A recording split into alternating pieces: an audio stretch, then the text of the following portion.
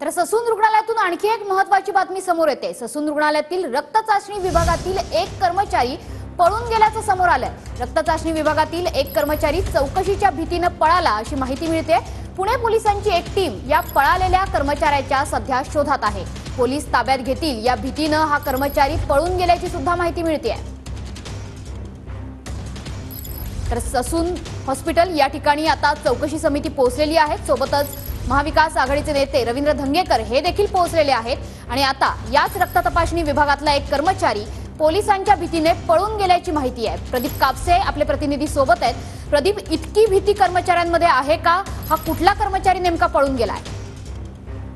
मनस्वी सध्या त्या कर्मचाऱ्याचा शोध जो आहे तो पुणे पोलिसांकडून घेतला जातोय। त्यासाठी एक रात्री टीम जी आहे ती सुद्धा पुणे पोलिसांनी रवाना केलेली आहे। सध्या आपल्याला माहिती आहे की ससून रुग्णालयाचे अजय पुरे आणि श्रीहरी हरनोल जे आहेत ते पोलिसांच्या ताब्यामध्ये आहेत। त्याची चौकशी जी आहे ते पुणे पोलिसांकडून केली जाते।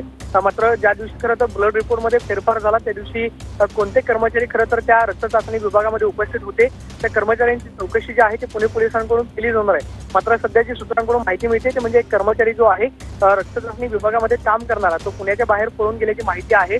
त्याच्या शोधासाठी पुणे पोलिसांनी रात्री एक टीम जी आहे ती रवाना केलेली आहे। कदाचित दुपारपर्यंत पुणे पोलिसांकडून शोध घेऊन त्या कर्मचाऱ्याला अटक सुद्धा होऊ शकते। मात्र सध्या कर्मचाऱ्यांमध्ये सुद्धा एक भीतीचं वातावरण निर्माण झालेलं आहे, कारण ज्या ब्लड रिपोर्टमध्ये फेरफार झाले खरं तर त्या दिवशी कोणते कर्मचारी त्या ठिकाणी उपस्थित होते किंवा कर्मचाऱ्यांना हे सगळं प्रक्रिया करण्यासाठी कुणी भाग पडलं, त्यातले मुख्य सूत्रधार अजय तावरे आणि श्रीहरी हरनोल जे आहेत ते सध्या पुणे पोलिसांच्या कस्टडीमध्ये आहेत। त्यांची चौकशी केली जाते। मात्र एक कर्मचारी पळून गेल्याची माहिती आहे।